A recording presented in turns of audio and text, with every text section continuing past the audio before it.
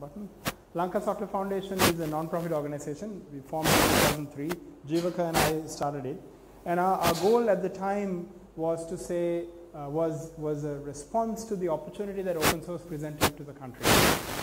Open source software, in 2003, the word open source was still being bashed by Microsoft and a bunch of others. Now, of course, Microsoft is the biggest contributor to open source. Pretty much everything in Microsoft is open source. At that time, it was different. But open source software was, even at that time, was really driving the evolution of technology in many ways. So the Linux project was very successful at the time. Apache web server, MySQL, and a bunch of other things were very popular and widely deployed at that time. But almost all, and even in Sri Lanka, there was a movement at the time. It was something called the Lanka Linux user group, LKLUG, which has now become bigger into a bigger initiative. I'll briefly mention that. LKLUG was going around telling everyone, saying, use OpenOffice, don't use Microsoft Office, use Linux, don't use Windows, and so forth. But we were still a consumer of that technology, not a producer of the technology. So LSF's mission was to say, why are we, if we are playing in the world of software, why are we just the drug addict, right? Be the drug dealer. If you're better off being the drug dealer than the addict, right? If you're the dealer, you make the money, right? The addict is the one who's stuck and you're always buying, which is what we are in software, right? I don't think anybody calculates how much money goes out of Sri Lanka for software, but I'm pretty sure it's in the hundreds of millions of dollars when you add it all up. If you look at all the licenses for Office to SAP to IBM to whatever, right? And you can't help it. It's an addiction. We need it, right? Now, Google gives a bunch of stuff free and so forth, but free has a price, so anyway, right? So what we want to do was to say, how do we get Sri Lankan engineers to create software and not just be a consumer of software? And most of the open source projects that were going on at the time, most contributions were coming primarily from the US. There were literally no contributors to the Apache Software Foundation from India at the time, right? And LSF was trying to create a framework to give people the opportunity to contribute. It's a non-profit organization. That was very important because we wanted to make it a point saying this is not about a company. This is not a software company. This is an organization that is trying to give people the opportunity to develop themselves and through them the country, right? The country's brand. It was a joint initiative. We had people from government helping, universities, and the initial lab was given by Columbia University. Then Moroto also gave a lab, and we had some people here and so forth. And it's been reasonably successful. We've done a bunch of things. Let me just quickly walk you through a few things so you understand the ways in which LSF operated. We did a bunch of projects, basically open source projects. The way we identified these projects was mostly, the Apache stuff was mostly coming from me because I was a contributor to the web services technology, so I knew what problems had to be solved. I was also a member of Apache Foundation, so I knew how to contribute to them. And actually I was teaching here at the time, so most of the projects were done as student projects, final year projects, and then we took them to Apache as next step. And we were pretty successful. Access 2 was the biggest project we did. We got a $100,000 grant from the Swedish International Development Agency. This was in 2004. And we had 6 full-time people, and we had a few other people supporting. And Access 2 became the #1 deployed Java web service platform for a long time in the world. Right? It was shipped by many, many companies, all kinds of stuff. It's still being used very heavily. It also, those projects is what birthed WSO2. The WSO2 took a lot of those kind of technologies and built a whole bunch more, but that was the foundation of WSO2 as well. In fact, many of the people who worked on Access 2 were in WSO2 as well. Sahana was, as Shaka mentioned, Sahana was more of a response situation. The tsunami hit Sri Lanka in 2004 December, and so initially we started working on software. Then there was a team from the UN who came. They were kind of running the country at the time, but they were running on a system built on FoxPro. You guys are probably all not old enough to know what FoxPro is. FoxPro is a pre-SQL database. That was the state of the art at the time. And then IBM had a system built on Lotus Notes. It was just crap that was there. So we could easily design a better system. That's how Sahana was born. Right? And then Ninity, then we did a bunch of stuff in various areas and so forth. And some of them are more successful than others and some less. But more importantly, if you look at the people who were part of LSF, the original group, entire group went and did PhDs in computer science. Srinath is the one who came back. I think he teaches here once in a while, so you guys might know his name. The other guys didn't come back, I tend to think, yet. I'm hoping that some of them will come back at some point. and they are working in very good organizations. They've done really well, basically, right? Probably at least another 10 plus people who are affiliated through LSF, through Sahana and other things have also gone on and done PhDs all over the world. There's a bunch of Apache communities. Sri Lanka at the time was the largest contributor to Apache outside of the US, right, when we were actively working on all these projects. US was number one, and there was no comparison. US was like 800 people contributing. Sri Lanka had about 60 people contributing. India had like 2 people contributing, right? And so we did get a lot of contribution, and also many of these people have now become more senior. They are leading various Apache projects in other areas, and they've done well. And also from an overall community point of view, we did a lot of work with the FOSS community. So we helped form this thing called the FOSS community, Free and Open Source Community, which is sort of an evolution of what LK Lug was trying to do, and there were other groups, and did a lot of evangelism in that period when open source was being bashed very heavily. Now it's not so active. The FOSS community is actually kind of reactivating itself, and they have chapters they're setting up in universities, and they try to promote the use of open source technology. We were involved in some of the Google Summer of Code work as well. As a global brand within the open source community, LSF is widely recognized, and Sri Lanka has quite a bit of recognition as a country that does a lot of creative open source development. So we're definitely playing above our pay grade. India is obviously a bazillion times bigger than us, but we are recognized ahead of India in that space. But then if you step back and say, who cares? What does it mean really from a country perspective, right? So the goal of LSF was to not just to help individuals or to write free software and let the rest of the world benefit from it. Eventually, if it doesn't benefit Sri Lanka, who cares, right? So there has to be able to benefit Sri Lanka. So the expectation was that we would be able to use this brand to create something on top for Sri Lanka. That's basically what WSO2 was. In fact, I actually didn't want to start a company. I was a research guy, right? And I wasn't interested in starting a company. I went to Virtusa, I went to John Keels, I went to other companies trying to convince them, saying, we're doing this Access 2 project, you guys should start a company on top of that. Start selling support for this thing, because there's an opportunity for that. And nobody was interested, right? And WSO2 was sort of like saying, well, okay, with PRI said it is possible to build a business on top of open source stuff, and nobody's doing it, so there's no other choice but do it to show that it can be done, right? And that's how WSO2 was created. Otherwise, it wouldn't have been created if somebody else had actually supported it. Individual impact has been good. There are more than 100 people who've gone through this process and have done PhDs, and a lot of people who've built their personal brand really well, and so forth. Sahana is a global success, national disaster for the most part. It's not really used in Sri Lanka. It is a separate foundation, US foundation that's there. It has its own organization, own funding. It's deployed in a bunch of US places. If you have a hurricane in New York City, Sahana is the one that manages the response to that, right? And LA and a bunch of places in Texas and so forth. So bottom line is it's been successful in various ways, but if you look from a country perspective, the impact is non-existent. We're not contributing enough to help the country, which is part of the mission of creating LSF, right? Through software. Okay, so that's sort of the background of LSF. Now let me kind of explain what we are trying to do next. So if you look at what's going on in the world, digital technology is taking over everything, right? That's why software and computer science in general is a hot topic to study, because everything is going to be powered by software, and there's nothing that is not going to be powered by software. And same for government. If you look at how government works, everything works on paper for the most part. And this is not just Sri Lanka. If you live in Westchester County, New York, which is the richest county in New York, the land register is a book, right? So it's not, these statements are not a Sri Lanka criticism statement. The reality is paper is still more reliable than digital storage, right? Paper, unless it gets burnt, generally paper lasts way longer than storage does. I bet you can't read any data you stored 20 years. Well, you guys are not old enough to have stored data 20 years ago, but I have data that I stored 20 years ago. I cannot read it because there's no hardware that can read the bloody thing anymore, right?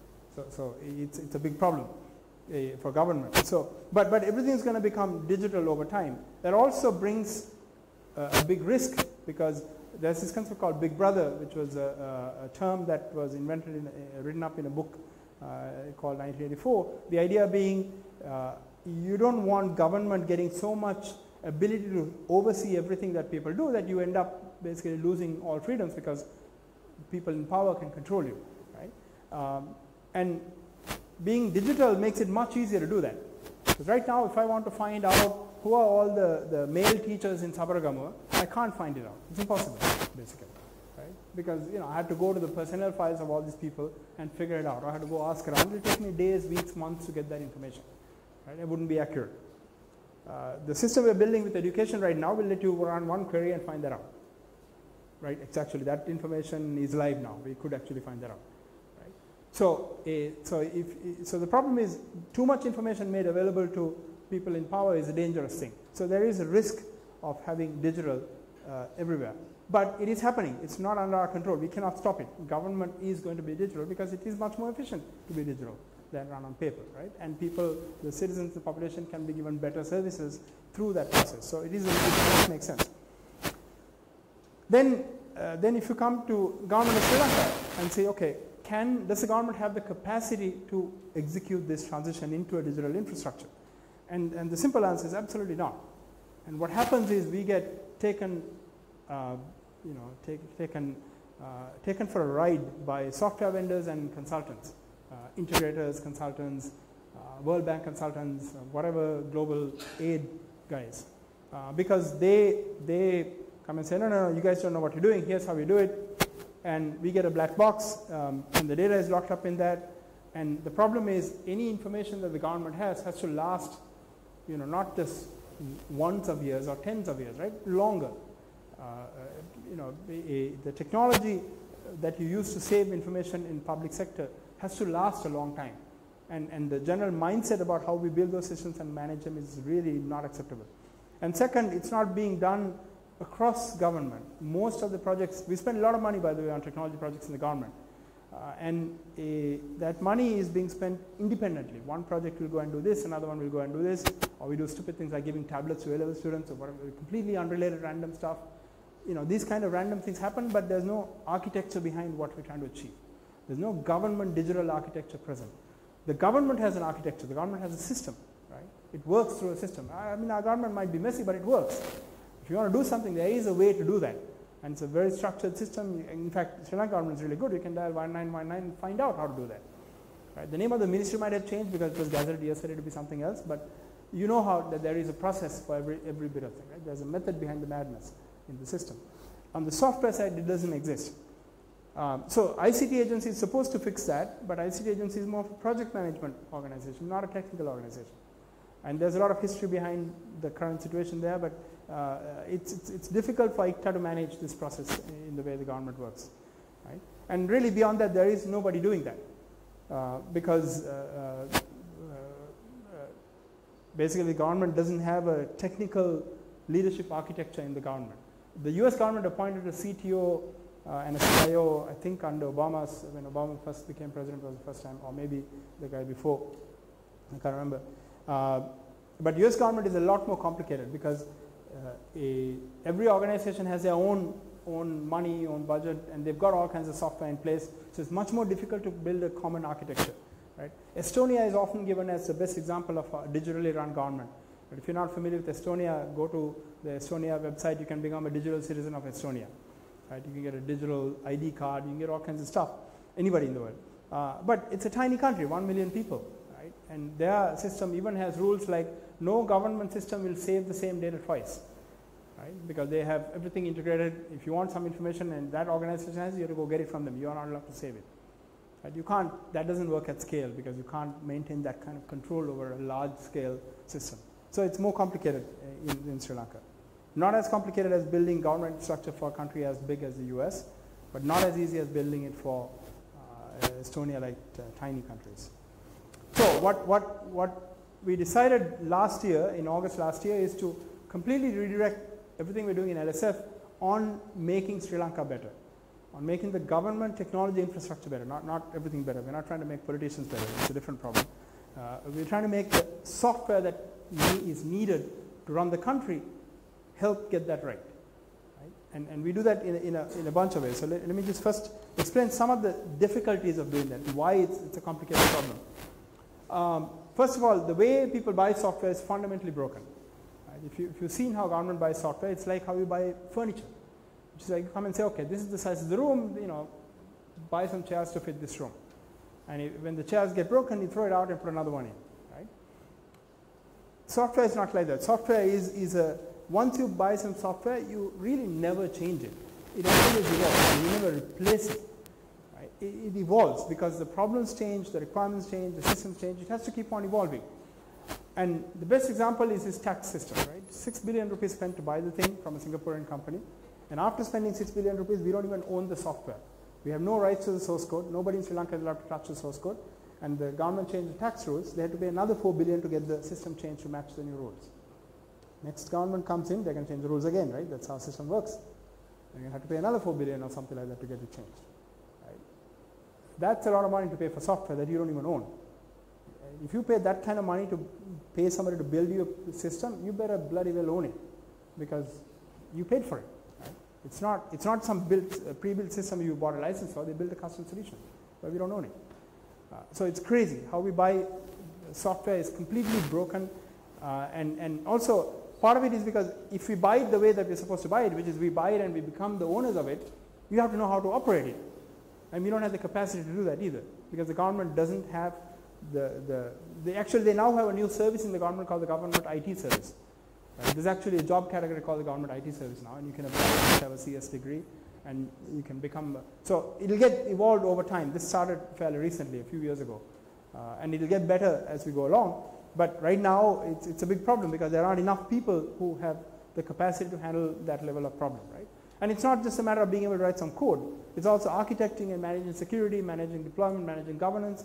It's a lot of stuff that you have to do to get it right. And if you look at the cost of deploying software, well, you can say, government doesn't have email, right? How many, I'm sure you've seen lots of government organizations advertise Gmail addresses, right? I mean, I know senior military officers who on their official business card put a Gmail address as their email address, right? If you put a Gmail address as your email address, that means somebody else can read your mail quite nicely because it's a US government. It's a US system, and we have no control over it. So people might say, well, why are we bothering just sign up to Gmail?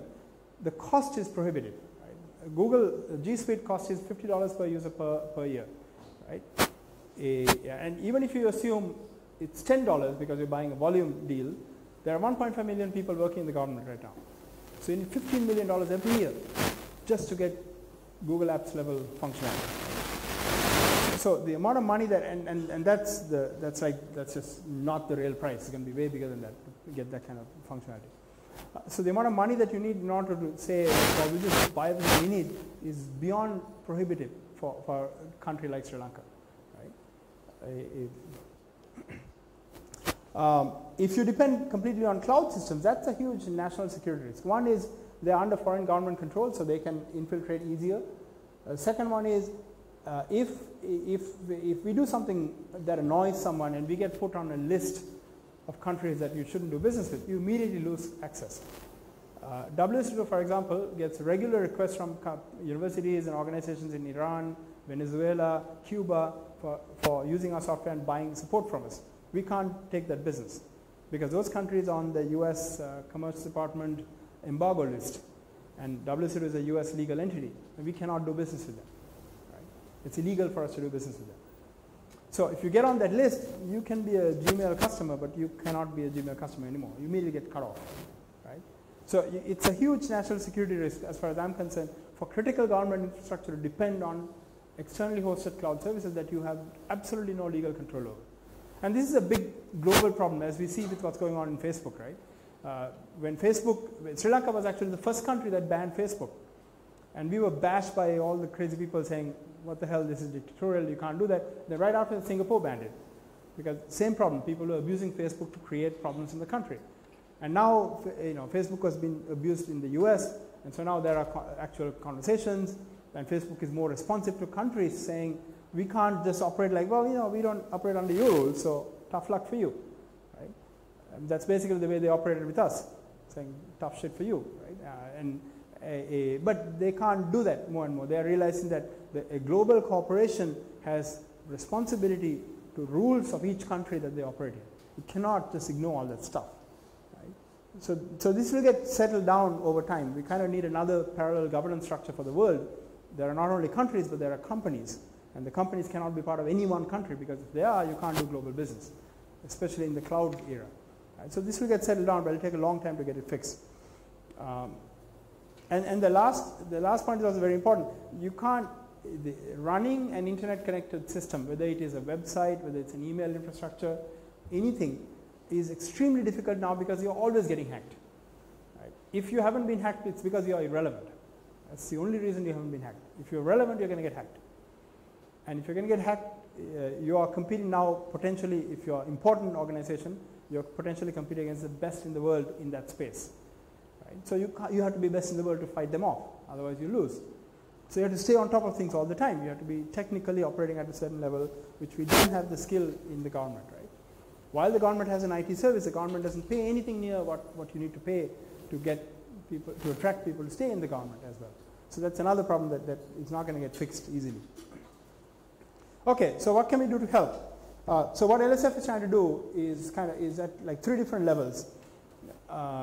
First is, so if you look at like email, the reason the government doesn't have email, actually the government has an email solution that ICT agency is running, but it's called LJN email or something, but nobody likes it. It doesn't work all the time, quota's too little, blah, blah, so people don't use it. So that's why everyone just uses Gmail, right? And or whatever, Yahoo Mail and stuff like that, and they publish as official email addresses. So, and they can't run their own email infrastructure. So we're actually building an email infrastructure designed to be operated by government-like organizations, right? And similarly, there's a common set of core technology you need, digital identity management. Most government orgs don't have digital ID management, and it's complicated. I have a slide coming on that. Document management, bunch of stuff like that, issue tracking, project management, a lot of horizontal technology that we need within the government, but we don't have it, basically. Right? And we can't just sign up to something and use it, and complicate, lots of complications. So we can help build that. We can actually build that stuff and give it to them saying, you can use this. The second one is most organizations don't have a long-term digital architecture for themselves because they just don't have the capacity to envision what the digital version of a particular ministry should be, whether it's education or elections or transport or whatever it is, right?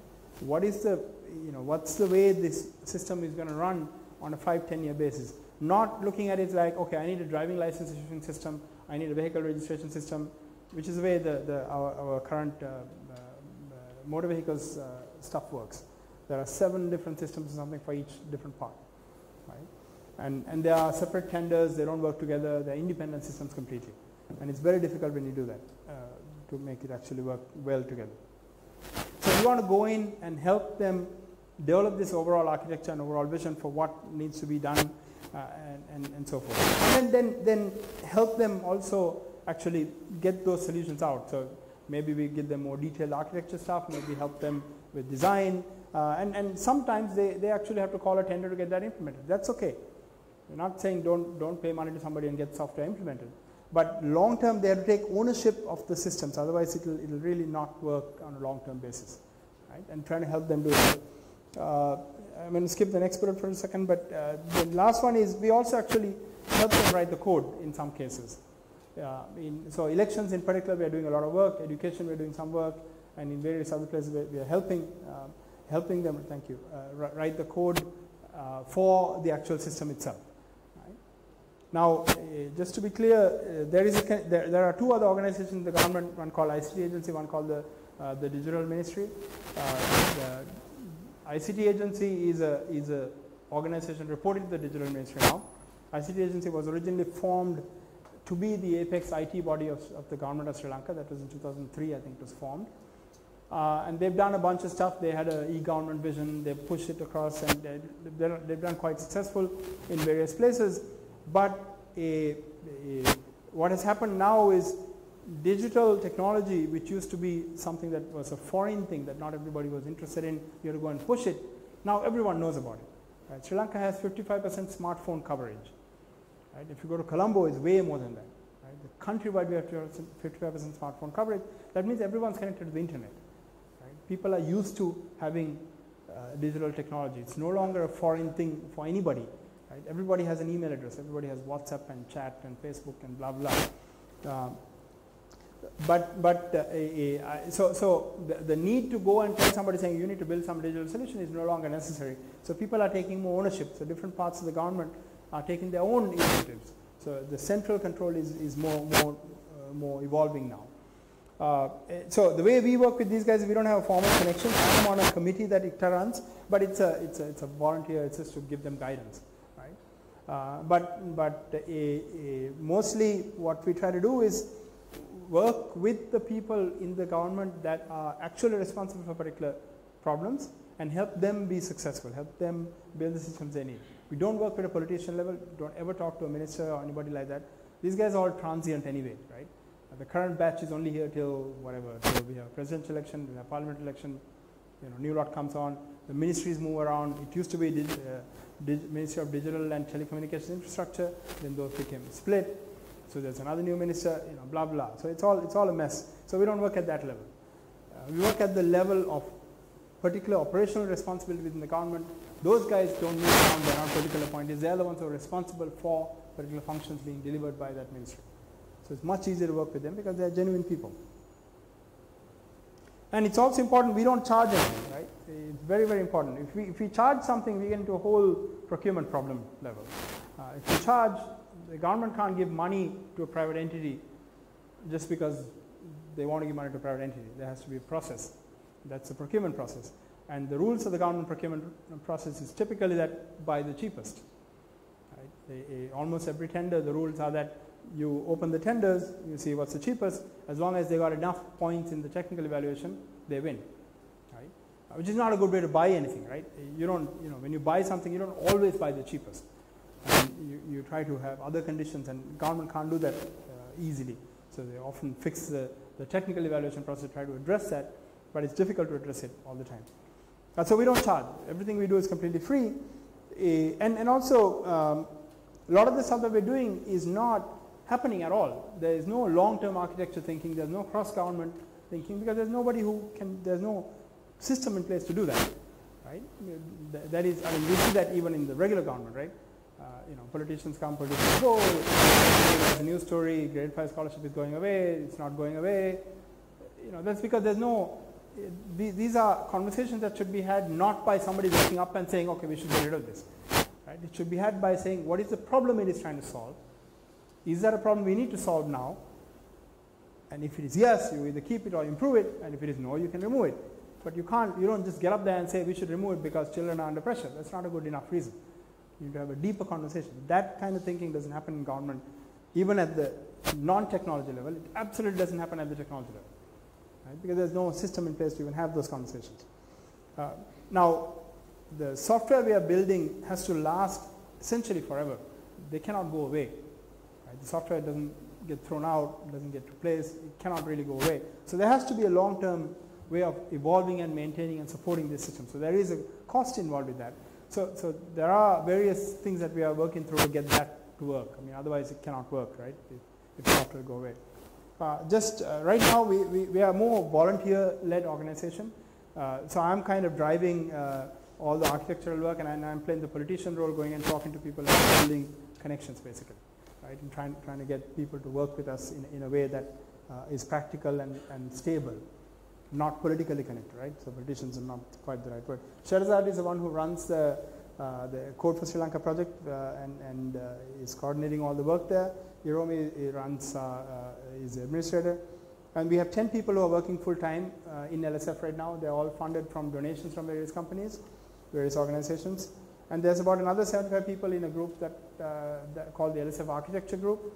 And that's a group that we use to get feedback on overall architecture. Everything we do is completely open and public. Anybody can participate, anybody can contribute.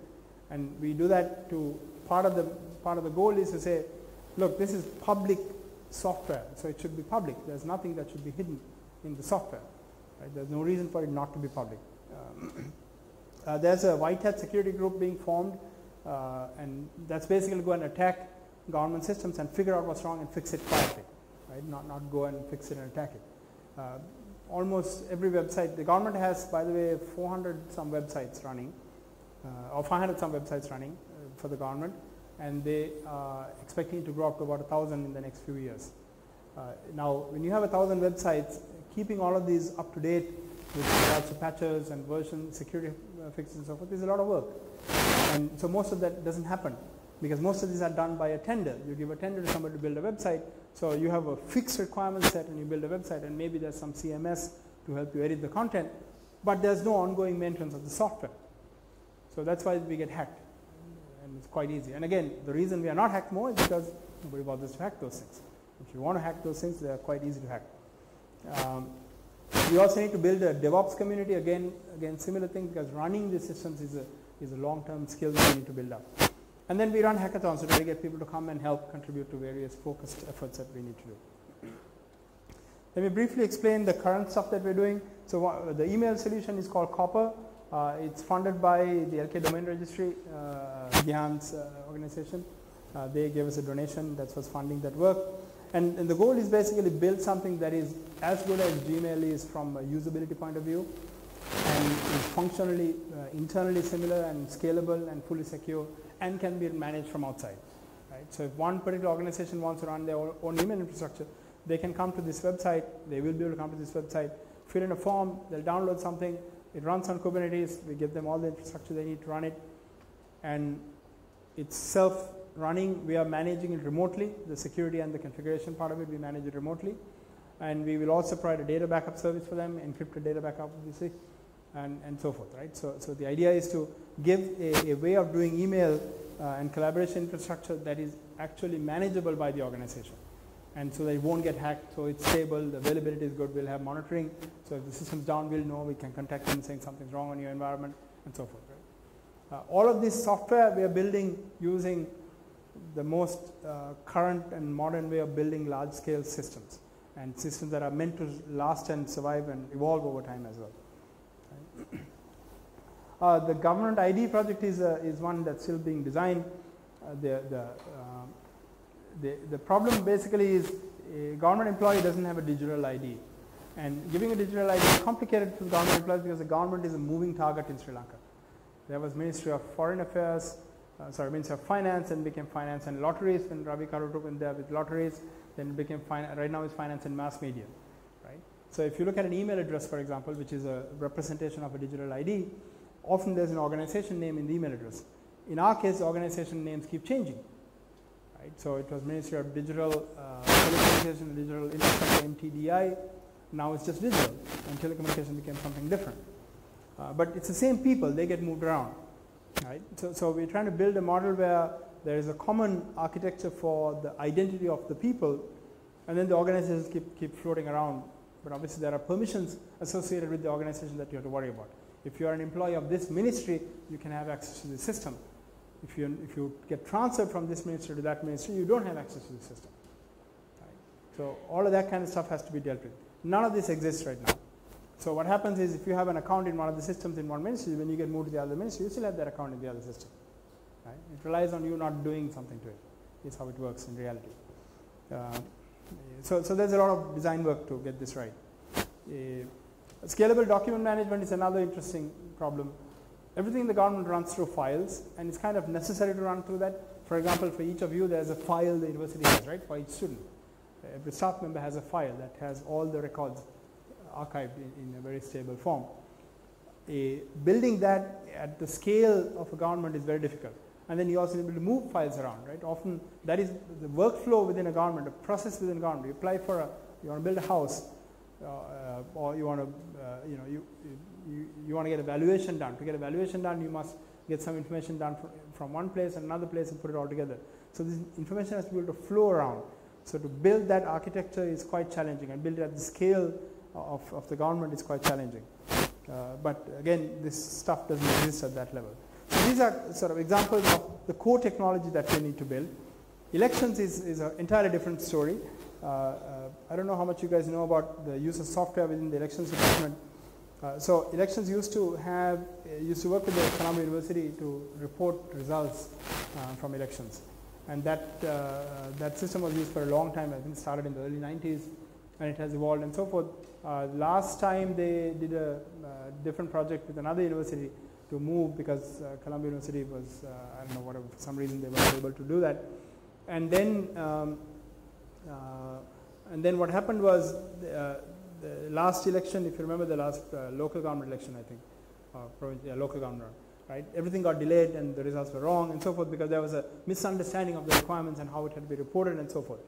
So anyway, so we are kind of now working with the election, or kind of, we are working with the Elections Commission to completely rewrite the entire software platform for elections, right? Starting everything from registering you as an elector, getting the nominations done, handling complaints, handling the results and so on. The voting itself is still paper. The voting process has no problem, it works. The counting is still manual, but when you finish counting, there is a summary sheet, there's a sheet that's developed at the lowest level, that will go into a computer, and from there upwards it's going to be software, right? So we are currently building all of this software for Elections Commission, and this is an unusual relationship because we actually are writing most of the code. They have a few people who are involved, and we're trying to get them to recruit more people and take ownership, but, because it's a time critical thing as well. There's no time, we don't know when the next election is going to be called. The first thought was going to be in November, December, you know the reality of the country. So this is a seriously mission critical software. So next time if there's a computer jail mart, we'll be in jail if you're lucky. Otherwise it will be more complicated than jail. But it's a piece of software that will impact every adult in the country. So if you want to talk about doing work that has impact on people, this is pretty fundamental. And this actually is even more fundamental because the adult nature of, so right now we are required to register, right, to become a elector. You have to fill that form and give it to the government Nildari. But the next step from this is, why do I need that? Because Department of Registration of Persons has a list of people, right, when you issue the national ID. So we know exactly when you become 18. So on your 18th birthday, we can send you a letter saying, hey, welcome to being an elector, because you are now eligible to vote for elections, right? And you don't really need to register. But you can take it even further back. Now, education requires, when you enter into the school, you have to have a birth certificate, right? The birth certificate actually now is being issued with a unique number. So now we can actually go all the way to the point of birth and say, from the point of birth, you can connect all the dots. And we know when you're 18, we'll give you a digital ID. Sorry, we'll give you the right to vote. And when you're 16, we'll issue a national ID, right? You just need to give us your picture, verified suitably in some form, and update the information, and that's it. And the goal is to get to the point of saying you can log in and update your information if you move, if you're not there, if you're out of the country, all that stuff. You just will log in and do it. Right? So to log in and do it, obviously there's an identity component of it, and we are beginning to work on that one as well. So people identity problem. Ministry of Education, we are helping build a system that basically manages the education system. So the country has 10,184, if I remember right, schools. There are 3.5 million students. There are 270,000 teachers. There are also 10,000 principals, minus the 300 because there's a complaint going on, 300 principals haven't been appointed, and so forth, right? A management of that is currently done mostly through paper. There are 99 zonal officers the Ministry of Education has, and they report upward. So there's a system this is actually live now. Data is being entered. From this year, all 2019 grade 1 students' data is being entered to that system right now. And once that's done, we'll have a complete register of all students. And if a student moves from one school to another, you will know they moved from one school to another through the system. Right? And the target is before end of this year, all students will be entered into the system. Going for entire people in the school system. Right? And then going forward, everyone will be there. Then you'll be able to do planning, you'll know how many schools. By the way, there's a data manager, there's some data from before the system that they've accumulated that's public. Like 75% of the schools in Sri Lanka are below 500 students. Right? So most schools are really, really small. It's only a few that have larger numbers. So there's a lot of management that happens. Schools come and schools go quite often, apparently. I didn't know that because there's the small schools come into existence, they don't have enough students, they shut down. And the resource availability, everything will be available through the system once we are done with this. There's another project we're doing around transport. This is with, actually Chatura is one of the people on the team to build a national passenger service platform. The goal there is look at the entire transport problem and say how do you build a system so we can even, everything from what time is the next bus coming to this bus stop, right, to all the way up to saying I want to buy a ticket from Colombo to Matara, but I want this part to have a taxi, the next part to be a bus, and then another bus at the other end, and I want to buy one combined ticket. Right? So, and then this is all to be exposed through APIs, so third parties can add value-added services. So there are lots of interesting use cases they're trying to build to. The thing that went live, yes, it was opened 2 days ago. President opened Makumbara Multimodal Transport Center. That's a beautiful facility, by the way. It's worth going there just to check it out. That's the software that's going there is we are building that right now, right? And what that will have all the way up to. So that's like the most integrated transport facility. It's like a shopping mall. It has security. It has bus parking. So it has information about when the next buses are. So it's like a train station. There's a screen at every bus spot where it will tell you when the next bus is going. The bus route will be displayed, and so forth, right? And so there's a lot of opportunity there, a massive amount of work. We're just starting that work. And again, our role is to first help architect the whole platform. We've done that for the most part now. There's an architecture mostly written up. Right now we're helping them write some code as well, but eventually they'll have to get some more people either through services contract or tender or whatever and get it implemented. The Gramin Ildari system is also an interesting one. There's another Ministry of Home Affairs and the Digital Ministry is doing a system called the Gramin Ildari. The Gramin Ildari is actually an incredibly powerful job in the government of Sri Lanka. There are 58 documents that he or she issues himself or herself, right, fully responsible for those, and another 500 plus government workflows go through that person. Right? All of this is done through paper right now, then this system is going to automate all of that. Right? So you'll have, again, they will have data about you. Again, now this connects to the same data, so we're trying to get all that integrated so it's not like duplication of data. You want an address proof, you can request it online, they will just print it out and sign it and give it to you. Right? And so forth. There's, I don't know whether you know, a few days ago there was a Digital Signature Act that was gazetted. So now actually you don't even have to print it out and sign it, they can digitally sign it and email it to you once we get all that implemented. Right? So this has actually been given by tender to a company. We're helping that company get the architecture right. Because this is a critical system and the data security is extremely important in this, right? If somebody hacks into this, you can get lots of information. Gramin Ildari actually knows a lot of information. They even know before a child is born because the pregnant mothers have a women and children, there's some program that gives assistance. So they have that in a system. They have a record of who's getting assistance. They know the expected due date. So you'll get a live population database out of this system of exactly how many people there are, and often they know information about who's employed, who's not employed. If you have a vision problem, you need a certificate from the government to get the assistance from the government to get glasses. So the guy will know how many people have vision problems. Right? Now obviously this won't work in Colombo, right? Government doesn't know anything about you in Colombo, but in village areas, which is the bulk of the population, all this information will be available. Again, managing that information safely is very, very critical because nobody wants to allow abuse of information, right? So that's part of the things that we worry about a lot. And there's a whole lot more that can be done. We have a bunch of people that who we've talked to, but we don't have the capacity to do it. And there are others that we can talk to. But what I'm trying to do is there's a core set of organizations in the government that are critical to how the entire system works, right? Trying to help those guys get their systems working and properly architected as a universal system so it will all actually work together, right? To make it work, there are some critical things allowing us to be successful or well, hopefully successful in this approach. Number one is LSS Goals. We are not looking for any money, nor are we looking for any fame. We don't want to be in the press release, we don't want to be in the photograph. We don't want anything publicly written up saying these guys are helping. Because if you do that, you're competing with somebody else who wants the PR. We don't want the PR. We want the organization to get all the credit saying we did it, we are digital, citizens are happy, great. Right? We don't want anything coming out of it. And the same thing has to, everybody working in the organization has to operate like that in order for that to work. Right? It's one thing to just say that, but every single interaction has to feel like that to the other side. Otherwise we lose credibility and we won't be able to work. So our mission is we want to help the organization do their job, do it well, and we're just there to help. If we don't want to help, fine, we walk away, right? But we are there to help because we can help.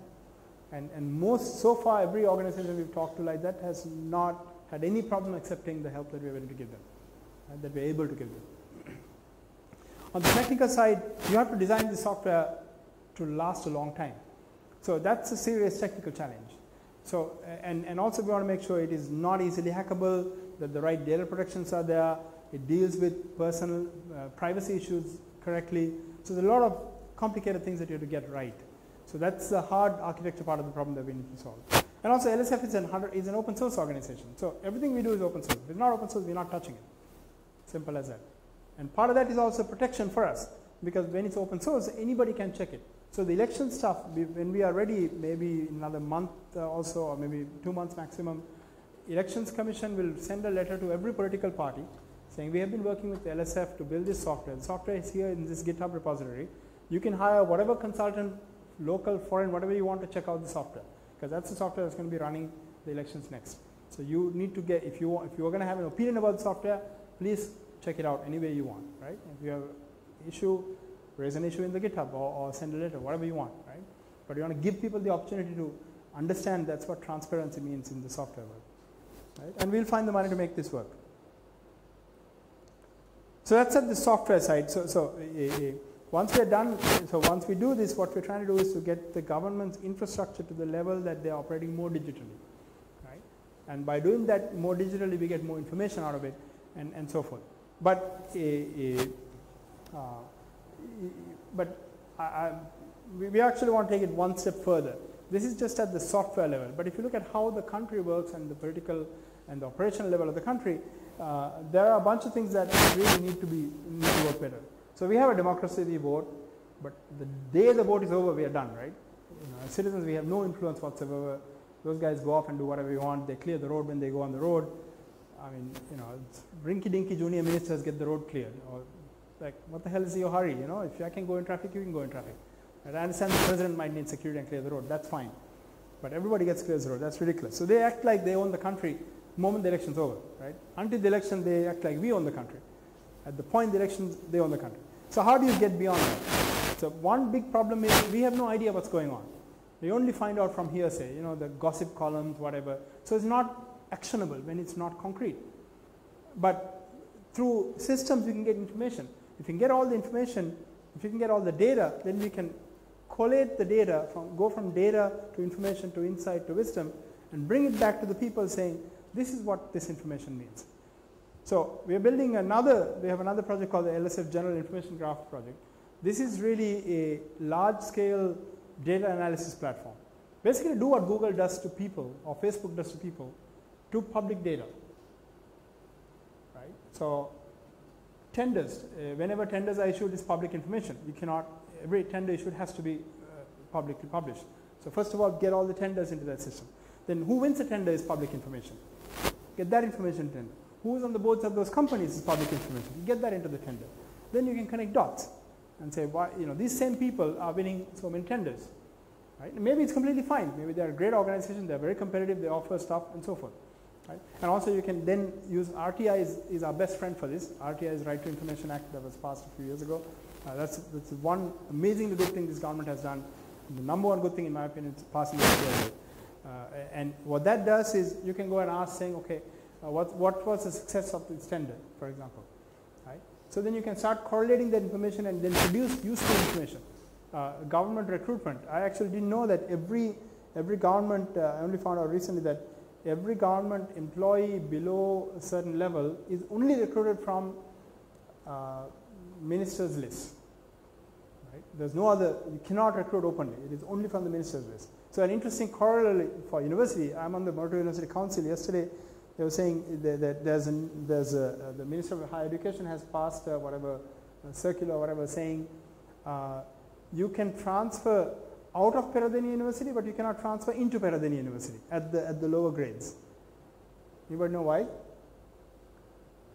So the reason is apparently every higher education minister has been from the Kandy area for the last so many years, for whatever reason, right? For whatever reason that's been the case. So every employee at the lower level in every university has come from the minister's list. So they're all from Kandy. So, and they have to keep in this job for 4 years or 3 years. After that, they can ask for a transfer.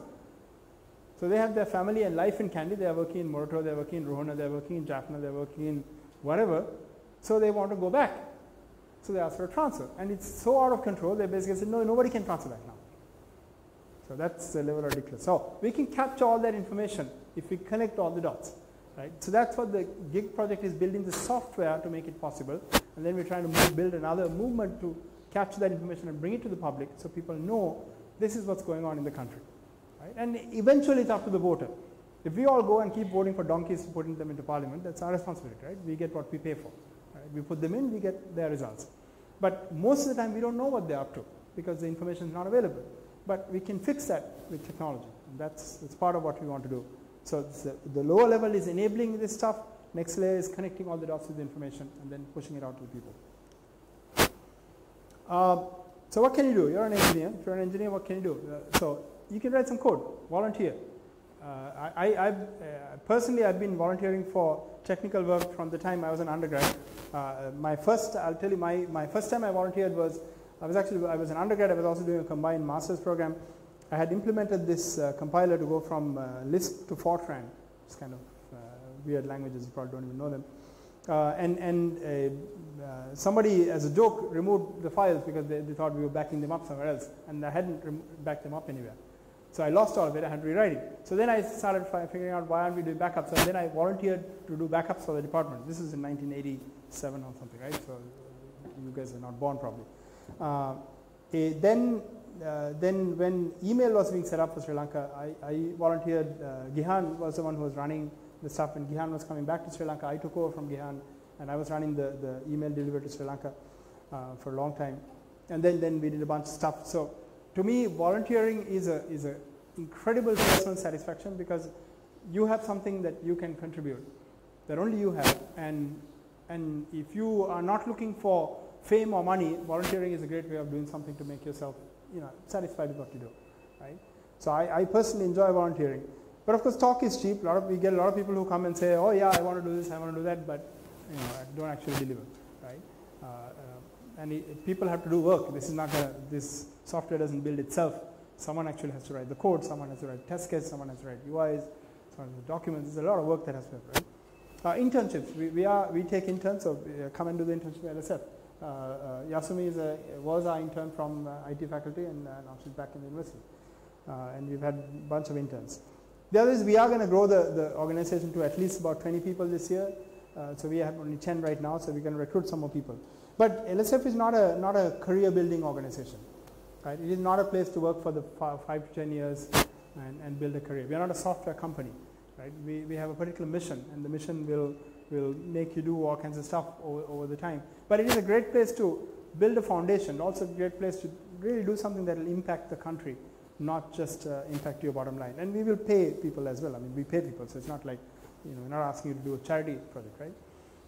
And if you want to go to grad school, I can get you into grad school. It's not an issue, but you have to do well, all right? And if you want to go to do another job, if you do well in LSF, you won't have any problem getting another job somewhere else, right? So certainly I think it's worth considering for people who do like a 2-year stint in LSF, build deep knowledge. And the stuff that we're doing is absolutely frontline in terms of the right way to build large-scale distributed systems, right? Most organizations don't build large-scale distributed systems. So most companies you work for, you will not get that exposure or that opportunity to understand what does it mean to build a large-scale distributed system. Almost finally, one before the last slide, you have to be passionate. If you're going to be successful with this stuff, you have to care. If you don't care about fixing the country at a deep level, you can't do this kind of work, right? So you have to care. If you don't care, that's fine. Go to work somewhere else, right? I have this thing about when you see a problem, there are 3 things you can do. One is you can complain about it. We all do that quite nicely, right? Second one is you get tired of complaining, start ignoring it, right? You don't see the problem and your brain tunes it out. Third one is you can go and do something about it, right? So we're looking for people who want to do something about the problem. We have lots of problems in the country. There are problems all over the world, not just Sri Lanka. Sri Lanka is not unique in problems. But we have an opportunity because the size of the country is small enough. We have enough credibility with the people in the government who are playing critical roles. And therefore, we have a huge opportunity to actually deeply impact how the system works, right? In a way that is going to have a dramatic impact across the country forever. If you get this identity stuff fixed properly, if you get that integrated all the way from birth all the way through elections, through education, through healthcare, that by itself has a huge impact on how efficiency of the system can work. All right. So finally, to summarize, the government cannot transform itself by itself. They don't have the systems in place, they don't have the people in place, they don't have the architecture in place. So somebody needs to help them. That's what we're trying to do. And they're willing to accept our help. That's the best part. Right? We don't get rejected. We don't get bullshit or told to get off or whatever. If you pitch it at the right level, if you pitch it in the right way, and they have to, you have to earn their trust. Very, very important. You have to earn their trust that you're not out there, trying to get their job or to screw them over in one way or the other, right? We are out there really trying to help.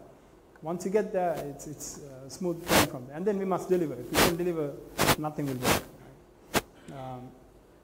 Right? And I also see long term, this is not just about building software to help operate the system better, but it can actually improve the effectiveness of governance in Sri Lanka. Right? Governance in Sri Lanka is in really bad shape. We all know that. And there's no election is going to fix that, because we are just choosing from one set of useless governance people to another set of useless governance people. So it's not really going to fix anything. So in order to fix it, you have to do something different.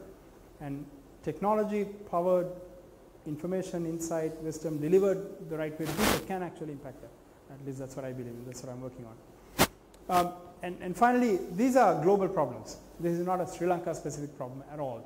So, and if you rank order Sri Lanka versus other countries, there are 250 plus countries. Sri Lanka is somewhere between 50 and 75 in most orderings, right? That means there's another 150 below us, first of all. Right? And even above us, most countries don't have this infrastructure in place. So it's a massive business opportunity as well. This opportunity is way bigger than W0 business opportunity. Personally, I'm done doing company stuff. I'm not ever going to start another company. But there are massive opportunities to go take this stuff and actually make commercial opportunities in other countries. Right? My only requirement is the employment and support for Sri Lanka has to be free. And then after that, you can do whatever you want with it. I don't care. All right, that's it. Any questions? Thank you. Any questions or comments?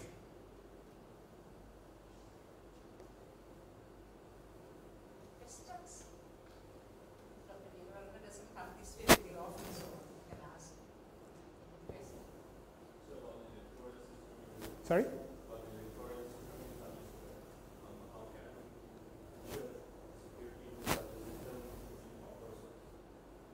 That's okay. Excellent question. So the question is, being open source, how can you ensure security? Right? So this is a common misunderstanding of what open source means. So open source just means the source code is open. Right? Just because the source code is not open doesn't mean if there's a bug in the system, somebody else won't find a way to attack it. So that's first point. Right? So source code, a lot of the systems that are hacked don't have source code outside. So source code is not a precondition for hacking into a system. You can simply try things and hack into systems. Right? So the source code being open has the other benefit, which is that in fact you can get a lot of people to look at the source code and find problems. So there's a saying in the open source world, all bugs are shallow with 1,000 pair of eyes. Right? If you have a bug, because hacking basically involves a bug somewhere, right? It's exploitation of some weakness, some bug, some design flaw, whatever. If you have a lot of people looking at the source code, it's better than one person looking at source code. In proprietary software, typically software is written by, it's written by one guy or girl, right? The code is written by one person. And if nobody else looks at the source code, you're relying on that person getting it right, not making a mistake. Right? In open source code, typically in the way commits work to GitHub repos in well-run open source projects is, it's called review then commit. You cannot commit your own code. Right? You send a pull request, somebody has to review it. And they're supposed to review it. And if you find a problem with what they reviewed, they're responsible for it. Right? And then you also, by being open source, especially around elections, we are asking the political parties saying, go hire whoever you want to check out the code. Check out the architecture, check out the design, check out the code, check out the deployment, check out the processes, check everything. But we don't want later on somebody saying, you screwed this up. Right? They will say that anyway. The loser will say that anyway. There's no guaranteed, right? They'll blame it on the software. But to reduce that, we want people to look at the source code. So being open source is actually a long-term better way to build more secure code, not the other way around.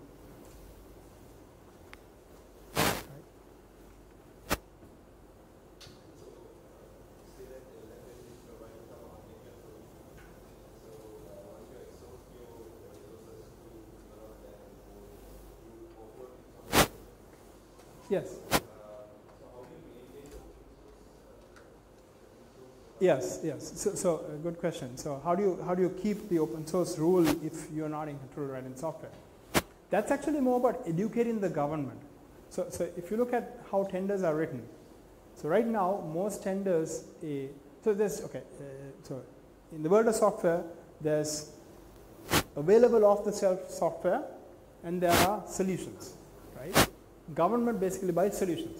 They don't often buy existing product that does exactly what they want, right? They buy a solution. If a solution uses a database, we're not interested in source code of the database, right? So the COTS software, common off-the-shelf software, nobody's worried about those. Those have to be products.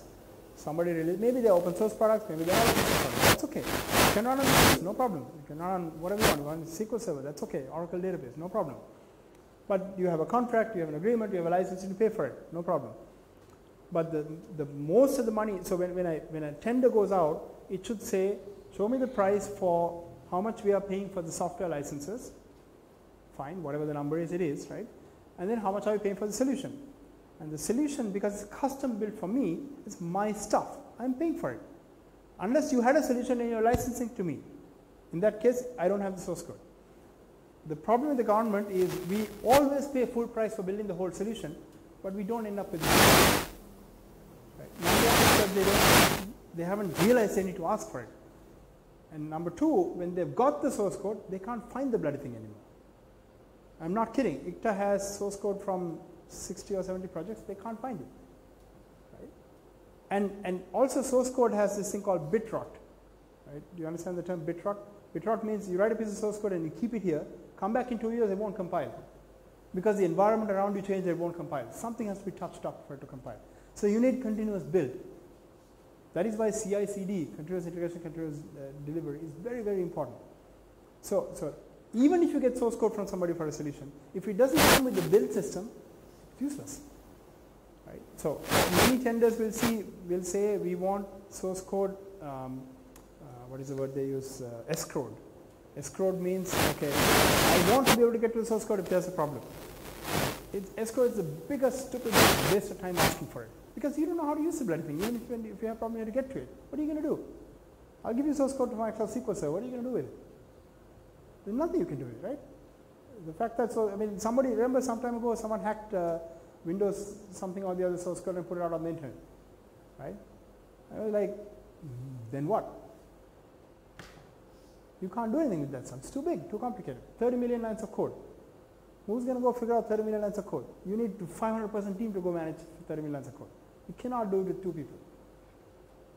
So source code, the point there is, if I am paying for it, it's mine, first of all. Right? So get the government to understand that. So if you're paying full price, if they tell you, okay, we need 20 people working on this for 6 months to do this, and therefore it's $1 million, fine. They are working for me, right? 20 people working 6 months. Every little bit of the things they produce is mine, because I paid you for it. So give it to me.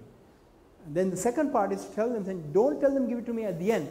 Give it to me continuously. Give me the whole working system. So ideal model is I create a Git repo for you. Right? Maybe it's a private repo while it's being developed, no problem. But you guys have to commit into that repo. You don't get to commit into something, and at the end of the project, here's the source code. Now, we have a long way to get to getting all that stuff set up. I mean, ideally, ICTA should be doing that kind of infrastructure. Saying, get that set up, so whenever there's a software-related tender, that's an account they get, and the customer, the customer, organization, and the supplier, they all access to it, manage the whole life cycle, everything from the design point to the delivery is all integrated. You know, this is very difficult to get to that point, but that's ideally that's what we need to get to.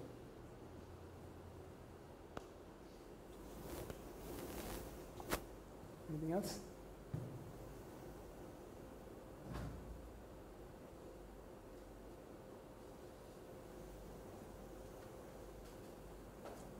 Okay, guys, thanks a lot.